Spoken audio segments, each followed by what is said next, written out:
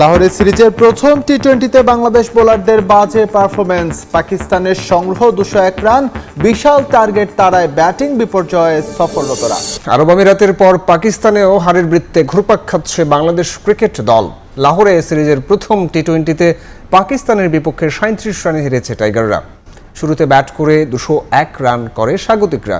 জবাবে হাসান আলীর ক্যারিয়ার সেরা বোলিংয়ে উড়ে যায় টাইগারদের ব্যাটিং লাইন আপ। 30 রানে 5 উইকেট নিয়ে বাংলাদেশকে একাই ধসিয়ে দেন এই অভিজ্ঞ পেসার। 164 রানে অল আউট হয় বাংলাদেশ। আরব আমিরাতের 3 ম্যাচের পর লাহোরের গাদ্দাফিতেও টস ভাগ্য নিজের পক্ষে আনতে পারেননি লিটন দাস।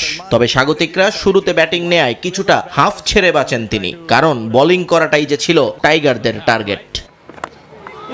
ক্যাপ্টেনের খুশি আরো চওড়া হয় প্রথম 2 ওভারে। ম্যাচের তৃতীয় বলেই সাইম আইয়ুবকে ফিরিয়ে দেন শেখ মেহেদী। এরপর ফখর জামানকে লেগ বিফোরের ফাঁদে ফেলেন শরীফুল ইসলাম। উড়ন্ত সূচনা লাল সবুজের।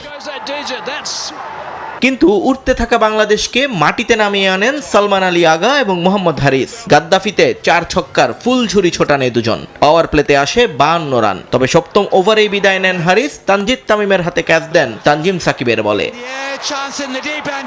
উইকেট হারালেও রানের গতি কমতে দেননি পাকিস্তানি ব্যাটাররা। 10 করে রান আসতে থাকে প্রতি ওভারে। রিশাদ, মেহেদী, হাসান কেউই পাত্তা পাননি সালমান নওয়াজ জুটির সামনে। 4-এর চেয়েও ছক্কা মারতেই বেশি মনোযোগী ছিলেন দুজন। এর মাঝে নওয়াজের একটা ক্যাচও ছাড়েন পারভেজ ইমন। যদিও সেই ওভারেই রিশাদের হাতে বিদায় নেন ব্যাটার। করেন 22 বলে 44 রান। আর সালমান আগাকে ফেরান হাসান। আউট হওয়ার আগে অধিনায়ক করেন 34 বলে 56।